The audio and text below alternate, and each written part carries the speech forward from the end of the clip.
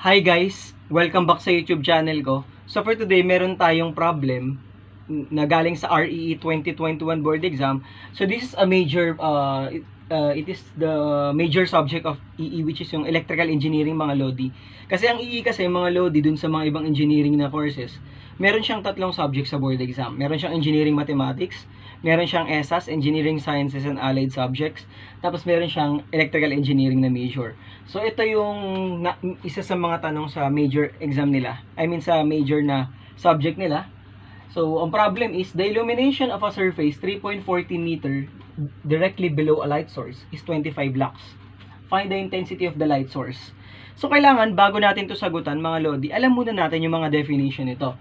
Yung mga unit natin kandela, itong definition natin or unit ng luminous emittance natin is lux.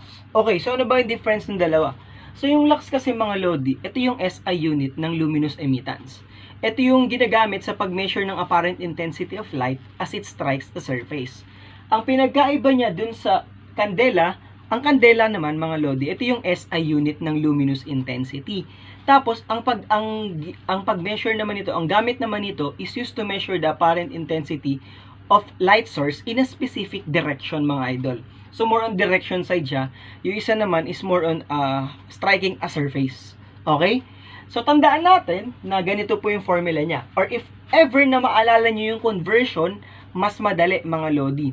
Pero if hindi nyo naman maalala yon, okay lang din. Basta alam nyo na yung formula na the luminous intensity, let's say Li na lang mga Lodi. The luminous intensity is equal to the illuminance multiplied by the square of the distance. So, ano ibig sabihin yan, Sir IJ? Itong illuminance natin is in terms of lux. And itong D natin is in terms of meters or kung ano man yung distance na binigay sa kanya. So, syempre, nasa SI tayo, meters yung gagamitin natin. So, ibig sabihin pala, Sir IJ, ang isang kandela, that is equal to 1 lux meter squared. Okay? Tama mga Lodi? So, ganyan po yung ibig sabihin yan. Yan yung sinasabi kong conversion. If ever alam nyo yan. Pero if yung formula yung alam nyo, okay lang naman din. Kasi same lang naman din yung makukuha nyo. So, that is equal to, ano yung I natin? The illuminance, that is the 25 lux, multiplied by the square of the distance, which is, ano yung square na distance natin? 3.40 meters squared, mga idol. So, kapag kinumpute natin yan, ang magiging unit natin will be candela. So, that will be equal to 289 CD. Okay? So, ganun lang po siya kasimple.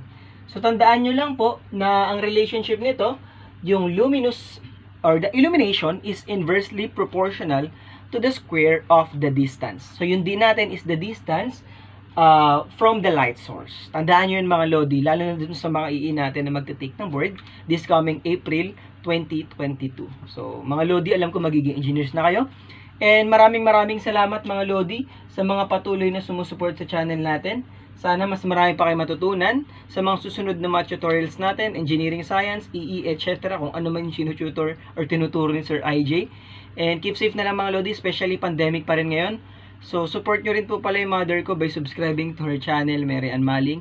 So, more on cooking po yung vlog ng mother ko. And support her mga Lodi by subscribing to her channel. Also, support nyo rin po si Sir Rolando Assistant sa channel niyang Learn Math Daily, or you can search directly Rolando Assistant. More on math puzzles, riddles, anything about math. Napaka-creative ni Sir. Solid mga Lodi. And yun mga Lodi, more math tutorials. Bye-bye and God bless.